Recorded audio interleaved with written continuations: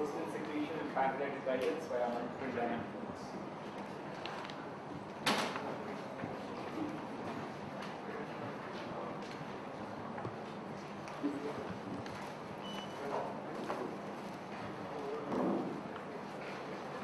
I want to thank Sinha for the invitation and also organizers for I've been having a great time here. I want to start with a little bit of a disclaimer. I'm not really going to talk about neuroscience per se. It's more endocrinology than anything else. Although there are interesting interlacing effects relative to neuroscience, and you may find these things interesting as I described. So what I'm going to talk about is glucose-stimulated insulin secretion, and we'll see in a minute why that is interesting to us, and what does that have to do with having a neuroscience like audience in front of me. What am I doing here? So, right at the outset, let me describe the pancreatic insulin system just as a refresher for most of you. This here is the pancreas. It's an organ that sits in the abdominal cavity, and the pancreas is, of course, the site where insulin is packaged and delivered into the blood in response to a glucose stimulus day after having a meal like we just had. So very likely glucose is very high in our bodies, and so is insulin is picking up as well. So what we like to understand is why or how, rather, what are the biological mechanisms by which glucose stimulates insulin secretion. Insulin is, of course, necessary for the glucose to be taken up by peripheral tissues such as muscle and adipose and all of the other tissues that require glucose, which is all of them. It's only in the presence of insulin that the glucose is taken up by these tissues. And of course, this also has to do with one of our long-standing interests, which is to do with diabetes. Why is there rising incidence of diabetes in the world? Diabetes traditionally is defined by insulin resistance, which then leads to hyperglycemia, chronic hyperglycemia, which then has secondary complications and so on. And this is a problem for Southeast Asia, especially India and China in particular. And I won't get into diabetes because we don't understand enough of it, but I'll try and understand the basic, I'll try and describe to you what we understand about the basic physiology of how glucose stimulates insulin. So you would have thought insulin, glucose stimulating insulin is a very simple biochemical mechanism. Glucose gets transported into the cell, and that causes insulin to be secreted. What could be harder than that? It turns out that for several decades we've known that there is actually an electrical signal that accompanies it. There's this very nice bursting pattern that is associated with the islets of Langerhans. The islets of Langerhans comprise about 1% of the entire pancreatic tissue, and this is the endocrine tissue of the pancreas, and this is the only site in the body, at least the predominant site in the body, where insulin is actually packaged into this little vesicle, and then exocytosis takes place directly into the blood.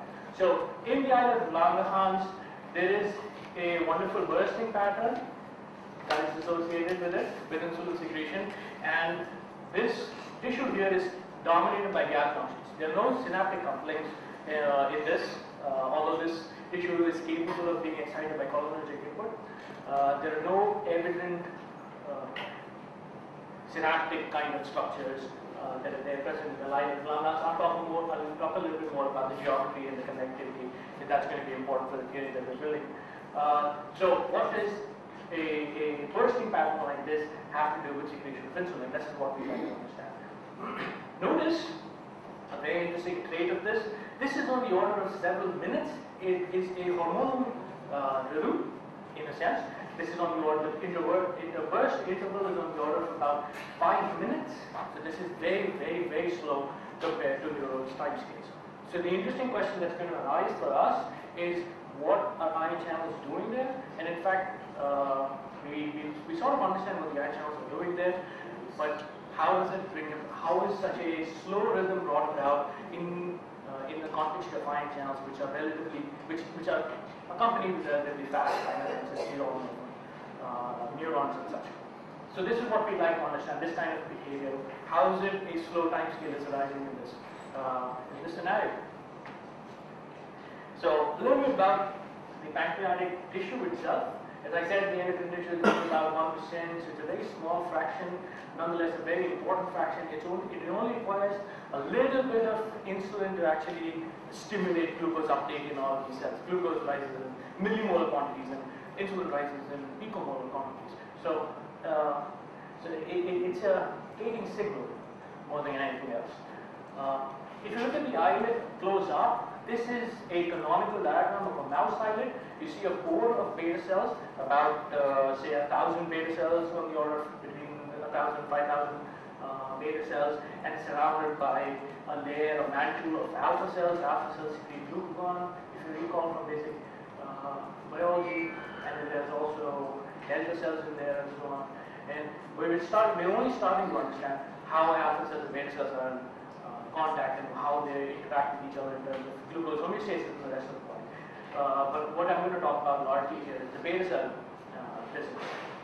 I might add as a caveat that this is a canonical textbook picture of an islet. So this is a rat or a mouse islet. Human islets are actually quite different from this. In human islets, alpha cells tend to be in larger proportions relative to beta cells. So approximately a 50-50 balance. And we don't know what that is due to. This is one of the interesting questions that I won't get into now, but it's something that we study in the lab. We're starting to study in the lab. So my job for the first part at least is going to be to describe how glucose interacts with these ion channels on the membrane, and how we might build a theory, a mathematical theory for not only the pancreatic bursting system, but also what does glucose do to the cell. So, the consensus model of glucose-stimulated insulin secretion, this is consensus by virtue of the fact that ion channel behavior is known in these cells for the longest time, say for over 2 decades, was discovered in the early 70s, or maybe even earlier than that. The general argument is that there are calcium channels and potassium channels that are sitting on the membrane. Calcium, there is a kind of potassium channel from the ATP sensitive potassium channel that is sensitive to changes in ATP, to despedation in the cell. So when glucose goes up, presumably that causes ATP to be phosphorylated with ATP in the mitochondria, and that is sensed by this ATP channel, which then closes, allowing for depolarization via the L-type calcium channels to bring the cell up, bring the cell depolarized, get the cell depolarized, and that brings in calcium into the cell, and this whole thing cycles because it mentioned at some point or the other calcium will leave the cell, and it's this pulse of calcium that is synchronized with insulin secretion. So when calcium rises, insulin is secreted. So we want to understand. So this much is accepted in the literature. There's a lot of evidence for this to be true. What is not known is what are the metabolic components. How might they interface with these ionic components at all? So what's the evidence that there might be metabolic components at all at play here? Well, let's take a look at some of the bursting patterns that have been recorded in beta cells. These are electrophysiological traces from islets, and you can see from the labs of Les Satin at the University of Michigan. This is a very slow oscillation of the order of 5 minutes interval, as I showed you in the trace earlier. This is calcium recording, but there is also a high frequency oscillation that is sometimes observed. This is several cycles in a 5-minute period, so this is on the order of a minute or so. And then there are these funky oscillations which are sort of, it's almost as if the cell is trying to go into a bursting mode and it can't make up its mind whether it wants to spike around or whether it wants to burst. So these are what we call accordion-like bursting. These are mixed mode oscillations. So what's the genesis of all of these different types formats of bursting? Can we explain why all of these can be seen in islets, in isolated islets? So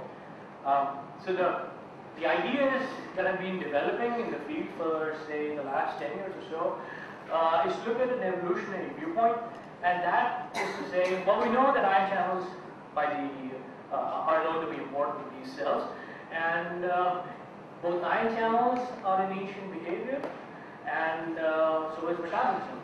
So now glucose in the beta cell is not only a molecule for respiration like it is for any other cell, but it is also a molecule, it is also a signaling molecule.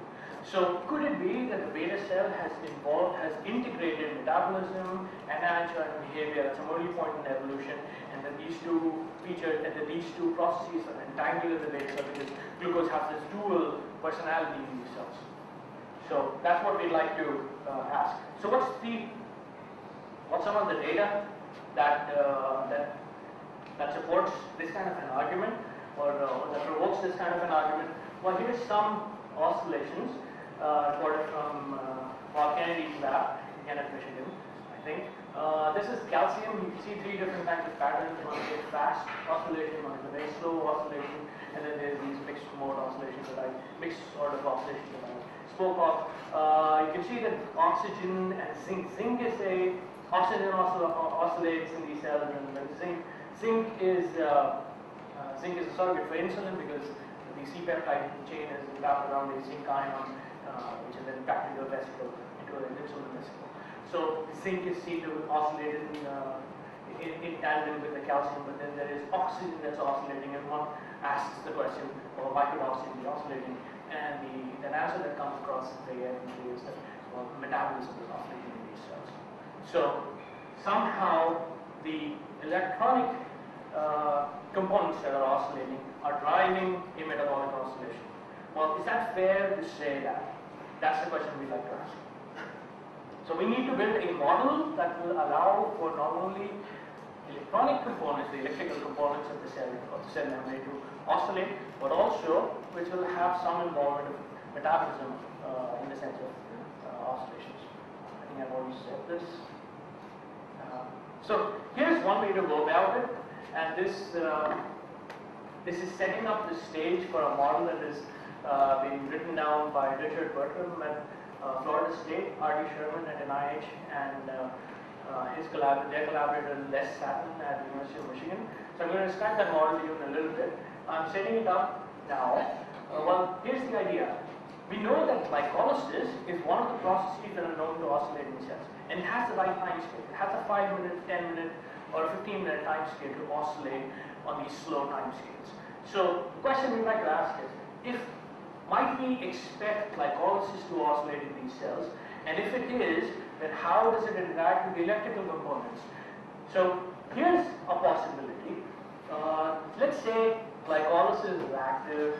How might that interface with the electrical business? That's easy. That's because the PCA cycle will change ATP-ADP ratio, and the potassium sensor will pick it up. The potassium ion channel, KD sensor, potassium ion channel will pick it up. So there is a feed forward from glycolysis onto electrical. Let's ask if there is a feedback from the electrical system onto glycolysis. There are models that have been written down, very intense, very difficult models, very elaborate models that have been written down by Magnus and Kaiser that have implicated a rise in cytosolic calcium to change the mitochondrial action, which then might feed back onto glycolysis. So there are models that have been written down. We know that that is a plausible scenario. So the next bit is to put them together in a mathematical model. And this was done a couple of years ago, in 2004, by this group that I spoke to you all, and they call this the Dual-Oscillator Model. So the Dual-Oscillator Model is going to take this scenario, and what they decided to do was they take one of the electrical / calcium. So electrical calcium models have been around for since the 80s at least. And so there is some electrical model in the works of Kaiser, Che and Kaiser. They were one of the earliest proponents of these electrical models. They came up with some first. And then they also took a model of glycolysis, in particular one that is known to oscillate from Paul Smolny that was written in the early 1990s. And then they simplified some of the equations of the Magnus-Kaiser type that involved ATP, and some intermediates of that process, A and B, and they coupled it all together. So the glycolysis is going to act on the mitochondrial variables, which is then going to also act, which is also going to have the feedback on the electrical components. So that's all of these connections, both directional, the bidirectional feedback that goes from the glycolysis onto the electrical. That's going to be all incorporated in one giant model.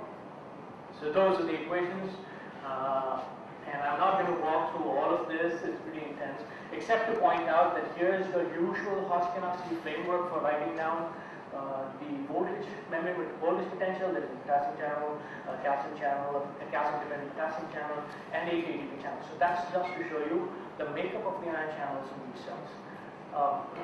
And then there are these equations for the usual kinds of cytosolic calcium dynamics and calcium dynamics with buffers stuck in there, and all the pumps that the I is in the anti-calcium channel pump, and the KPMCA is the plasma membrane calcium pump.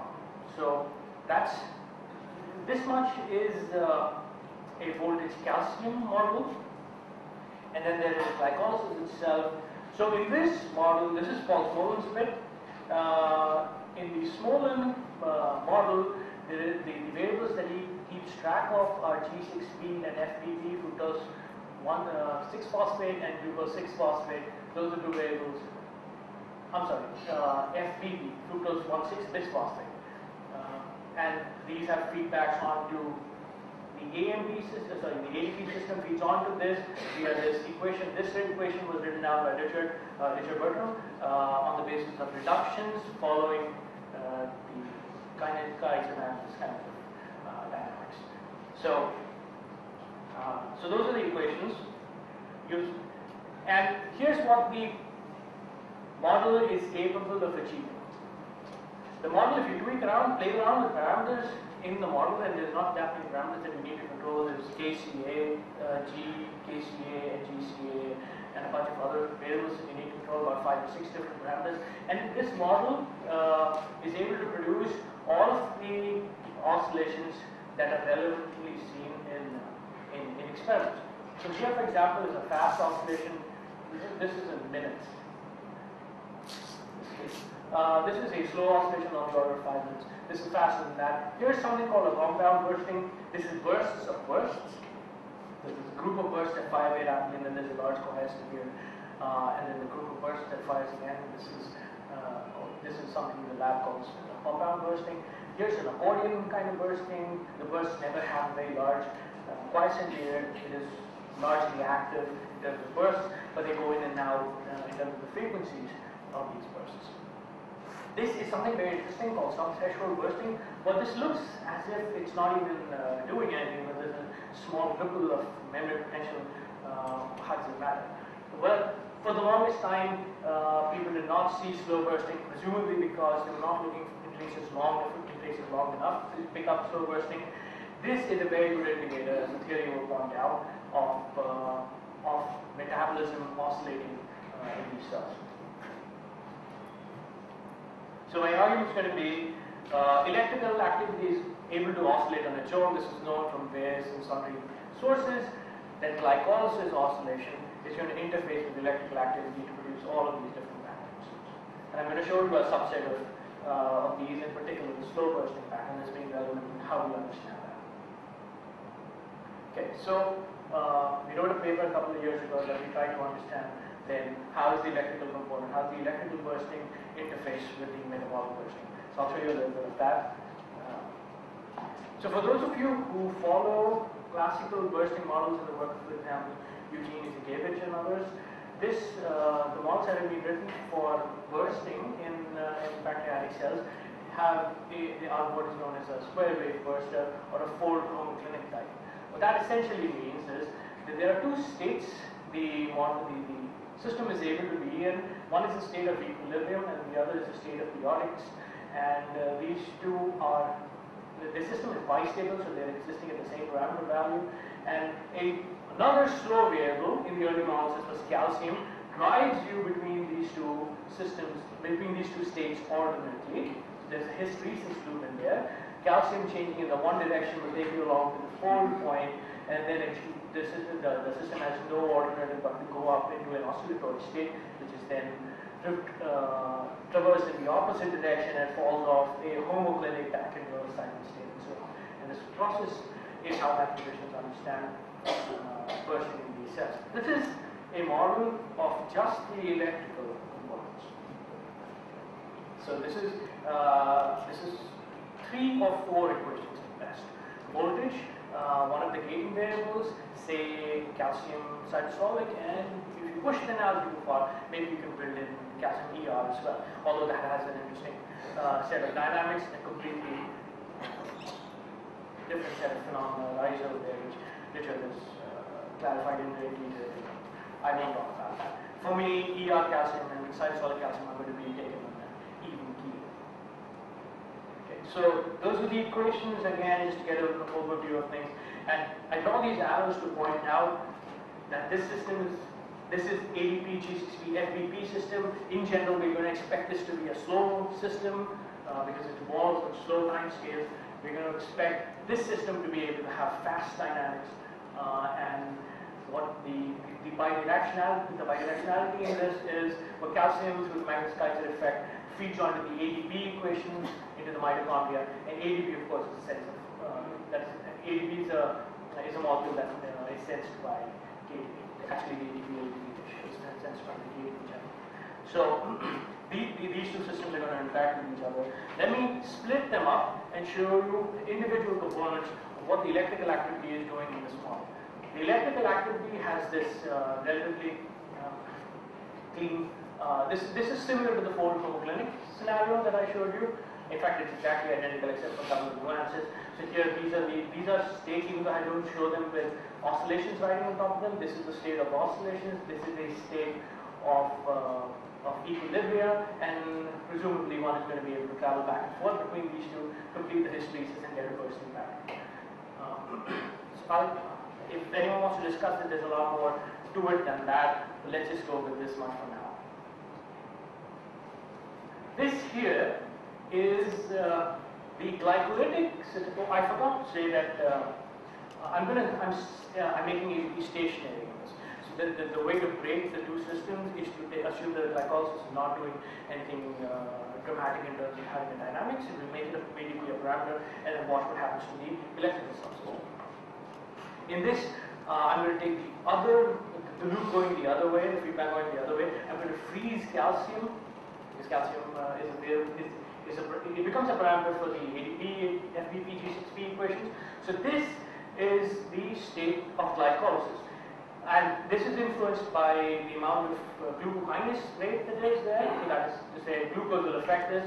If you look closely, this black line over here, at low glucose rates, that's the equilibrium configuration that glycolysis likes to be. If you raise glucose just a little bit, in this case RGK is made to go from 2.2 from 0.02, and then you see a pair of red lines. Those are the limits of the oscillation at an intermediate glucose level. At an even higher glucose level, again, the system switches back via supercritical hot bifurcation into another stationary state. So stationary in between glucose allows you to oscillate, and then stationary again at high glucose. So, and now we put these two things together. So here's how the two diagrams overlap, and this shows us how the cell is able to oscillate at this low frequency. At the system, let's take this branch, the active branch. So the active branch is actually determined by the electrical subsystem. So the electrical system pins the entire system. This is the total system here. It pins the entire system into this manifold of periodics. And in the smaller model, or in the smaller plus mitochondrial model, the metabolic dynamics is such that when the calcium is high, the system is driven through a high ATP state, a low ATP state. So it reverses the direction in which the direction in which glucose is taken. So when you are in a high calcium state, you're driven to the right, you fall off the knee, and then the calcium is low, and when the calcium is low, that promotes an ATP to ATP conversion that reduces the ATP levels in the system, and then you move backwards, and then you jump again at the fold point, and you keep reversing this loop again. So the electrical system sets a skeleton for the excited state and for the stationary state of the oscillation, and it is the slow glycolysis that drives it back and forth. So the hysteresis is completed by the slow glycolysis. And then, so then one can imagine that the oscillation takes place on the slow time scale. Okay, so this is how we understand bursting in pancreatic cells. there's much more that we know about this. Let me give you a quick gist of it without deciphering for you all of the different patterns and how we understand those. So I showed you this particular case out here. I'm sorry, the case of slow calcium. But then in low glucose conditions, the cell can be either stationary or it can have a low threshold oscillation, or it can even show fast oscillation. These are all experiments that have been conducted and have shown the different things can happen in low glucose. In a high glucose scenario, you typically get a slow oscillation, as in this case or in that case, or you may actually get a very high, a fast frequency rather than a high threshold. So we, using the theory that I just showed you, are able to decompose all of these different behaviors in terms of the basic framework. So if anyone's interested in following it, the references I pointed out earlier would be the place to look, and we can certainly discuss it. So we understand glucose sensing in the islet. Is my view. So far, I'd like to change tracks a little bit. So far, what we've done is we're sort of looking at a stylized islet in the sense that synchronization in these islets amongst the beta cells is sort of taking to be a canonical reality. So we're assuming that all of the beta cells in the islet are sort of doing the same thing, and whatever this unit is what we're representing the behavior for. We're calling it a beta cell, or we can call it an islet, but it's this conglomerate of things. If you want to understand spatial differences or spatial effects in islets, then we have to modify the formalism. We actually have to construct networks of beta cells and ask how these cells interact. They can produce either synchrony or not. So that's the other aspect of things that we're interested in, and we've been working on this for a little while.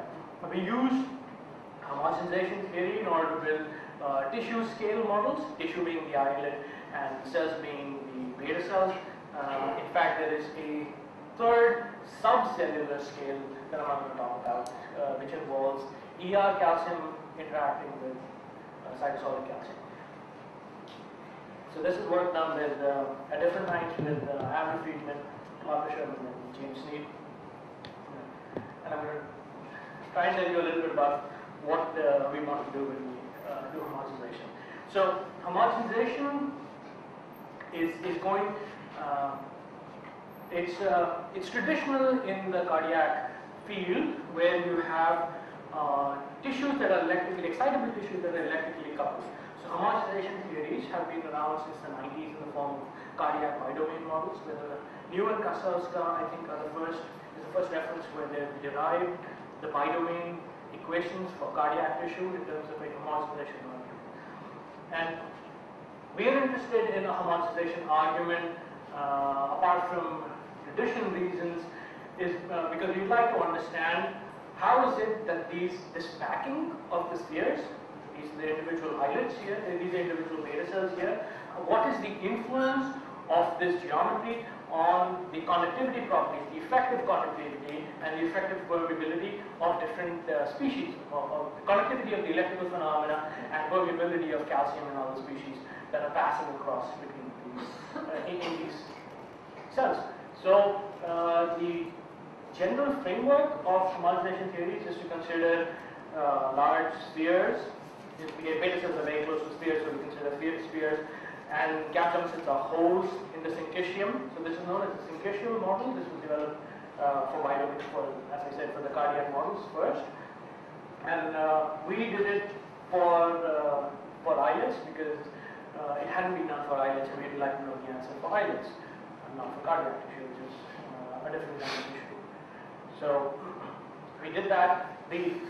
So the argument here is kind of going backwards from, it's like taking, it's the opposite of compartmental modeling. So in the neuroscience literature, the work of Will Gall and others in the cable equations for a very long time has shown how to do compartmental modeling in an effective way. That kind of technology does not exist, or did not exist in the beta cell literature, so we had to reconstruct it from the beginning. So we switched to PDE models first, and then that gives us an insight by how to discretize the PDE into what are known as lattice differential equations or network, OD network models, the compartmental style models that can be used for these cells. So this is a lot of math, but all of it is just to say that we write down equations, reaction diffusion type of equations that are valid in the actual microscopic space. You use a method called multiple scales. You expand along a large time scale validly at the scale of the islet, and another variable is the time, and the other variable is the microscopic magnitude order of magnitude, and you expand, and then you do matching of different powers, and at the end of it you get an equation for the coarsest order of the variables that you're interested in. Here's the voltage equation, those are the calcium equation, valid is the zeroth order. These are the zeroth order equations, and they are valid at the scale of the item.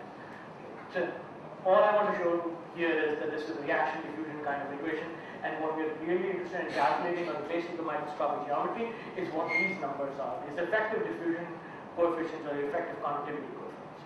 So in order to solve for the effective conductivity or diffusion coefficients, you have to solve an auxiliary problem called the cell problem. Again, this is a whole bunch of mathematics. If anyone's interested, we can discuss this. Here's a simulation that says, well, the cell problem is composed of a vector field composed of 3 scalar fields. So this is a computation of the 3 scalar fields that are involved in that computation. And what you get from computing all of this is that the effective diffusion coefficient relative to free diffusion coefficient is about half.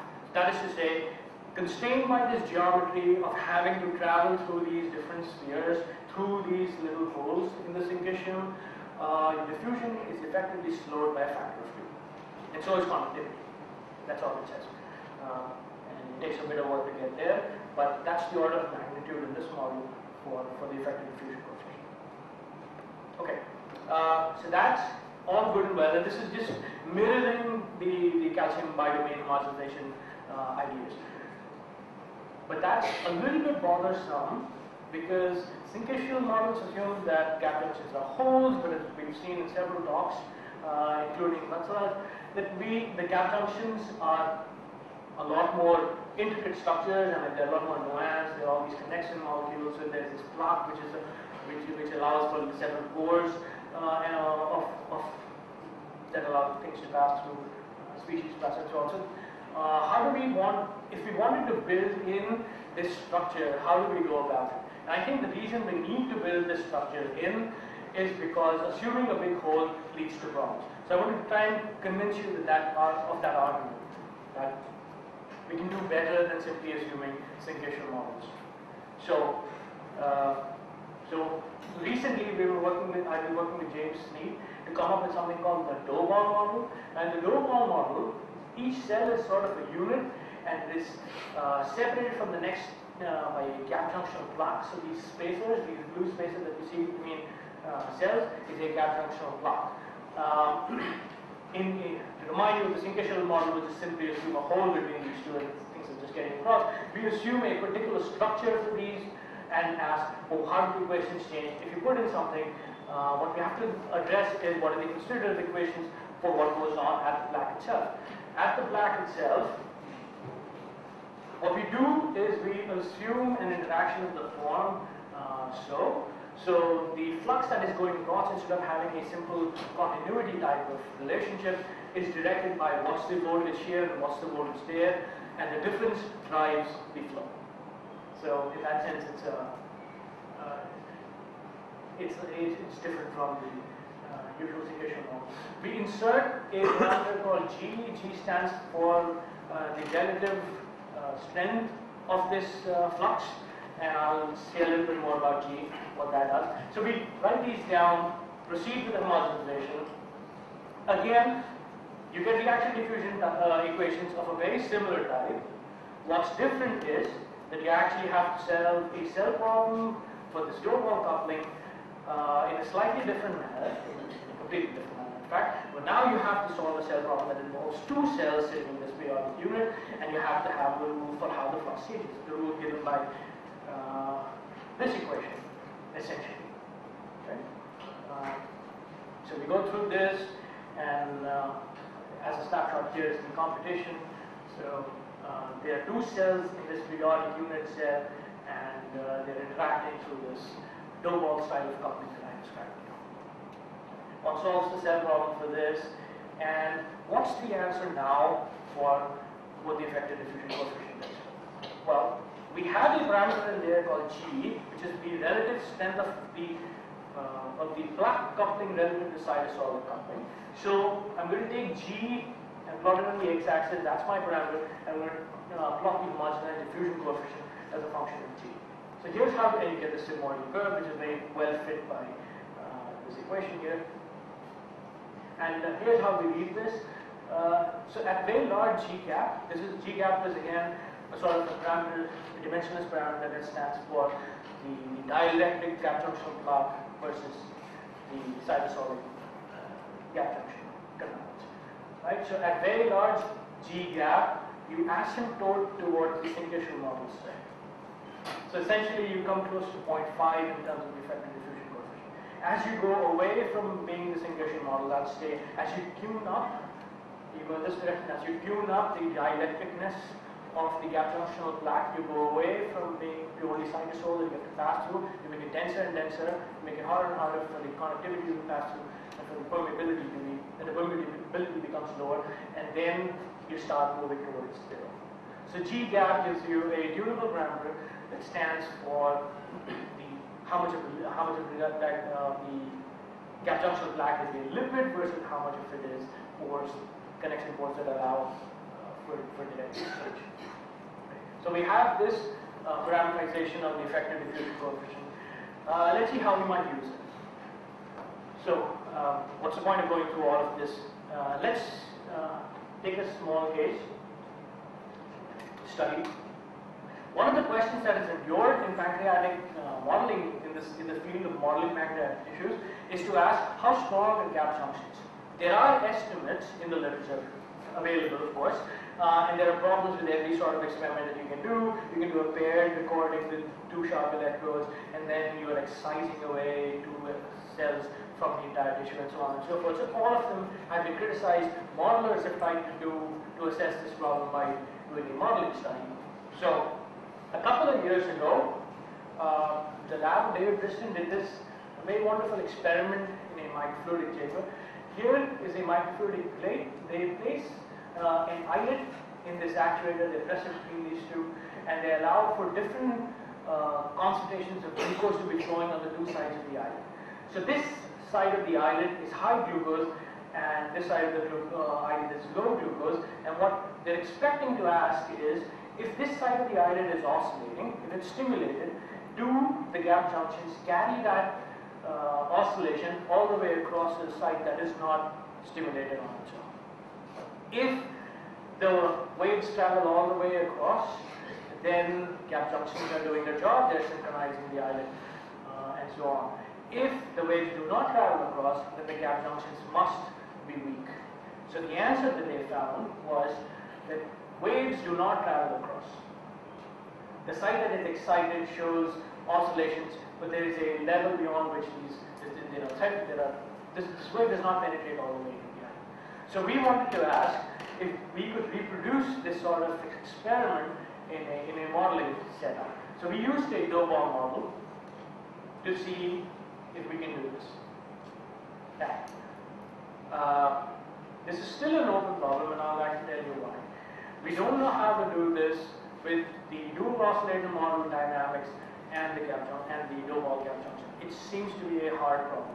So since we failed doing that, what I did was I took a single line, put a Morse-Lagarde on it, and then I put in the doughball gap junction, and asked if I could do it with the Morse-Lagarde equation. And with the Morse-Lagarde equation, I can do it. I stimulated on this side, and I can get a wave to go across. This is a nonlinear kind of wave. It does not have a constant velocity, but notice that it does die off as it penetrates the islet. So then I asked, what's the value of the effective diffusion coefficient that I needed for this? Well, I got a value of 1. Is that strong or is that weak? So if I want to ask this question, whether this is a strong value or a weak value, I compare it with the value that is required for synchronization, the value of sigma that is required for synchronization in this tissue. It turns out that I need, so this is the simulation for sigma equals 10⁵, just to refresh your memories, this is sigma equals 1. And I get a partially propagating wave at sigma equals 1. At 10 to 5, I get a fully synchronized islet. It starts to get a little bit fuzzy at 10 to the 2, but I get a synchronization nonetheless. At sigma equals 10, again I start to see a wave that sort of gets reduced in amplitude but is passing across to the other side. At sigma equals 1, that wave is not passed, it gets pinned in the islet itself. So it would seem to me that you need 2 orders of magnitude, at least between 10 to the 2 and sigma equals 1, you have, in order to explain both synchrony and weak gap junctions within a single consistent model. Now notice that the syncytial model will not allow you to span sigma over this much magnitude, because it allows for a change of only about half in terms of the effective diffusion coefficient. So we did some simulations, and we think that the doughball model is a much better way of going about it at parameterizations of the gap junction conductivity in these items. So I think I'm going to stop there, and I'm going to point out very briefly some of the other directions that we are headed in with respect to this work. So one of the very obvious things is we'd like to understand better the relationship of compartmental style models and homogenized models.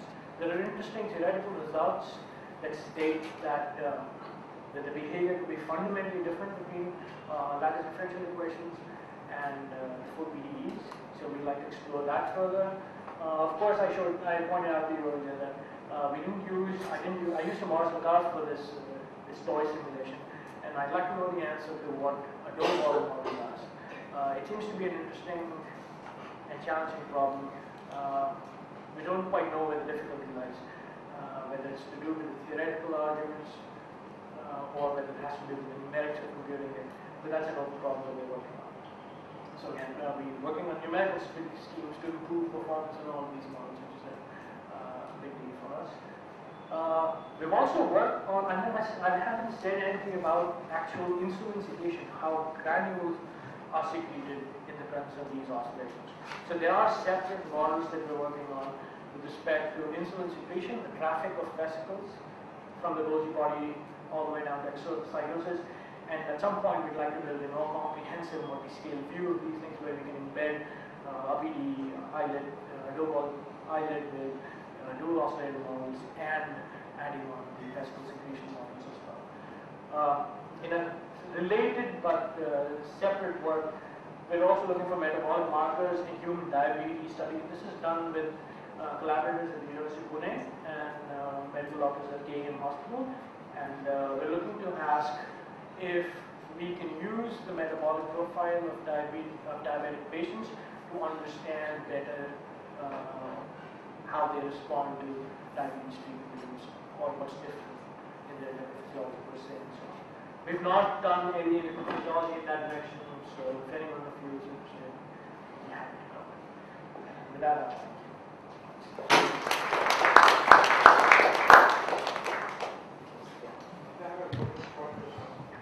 so is synchronization relevant to resonance and which is better synchronization or desynchronization? or desynchronization? Oh, yeah. Okay, that question can be answered on several levels. So there are two questions. The question is, in that one question there are two questions. The question is whether the beta cells themselves are synchronized within an islet, and whether islets across within several islets across the pancreas are synchronized themselves. And we don't fully know the answer to that. There are several. There's one piece of study that says that there could be an interpancreatic ganglion that could be synchronizing islets across the pancreas.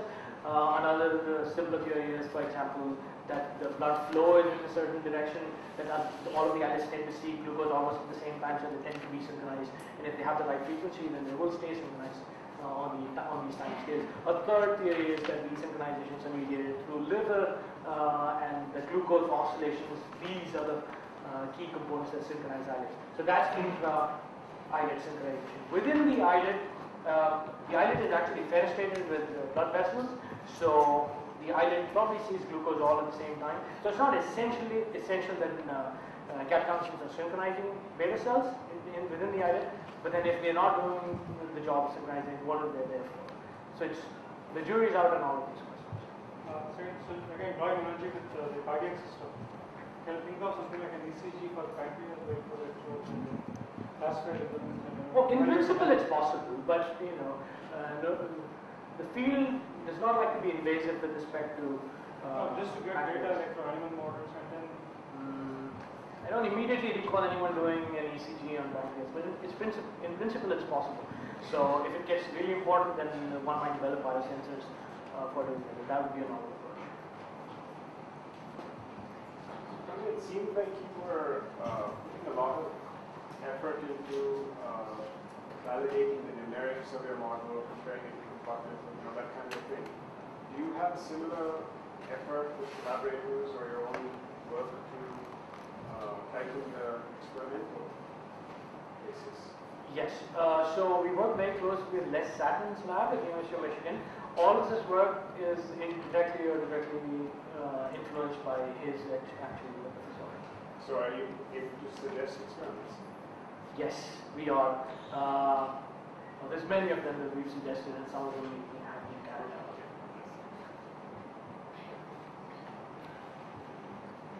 Yeah.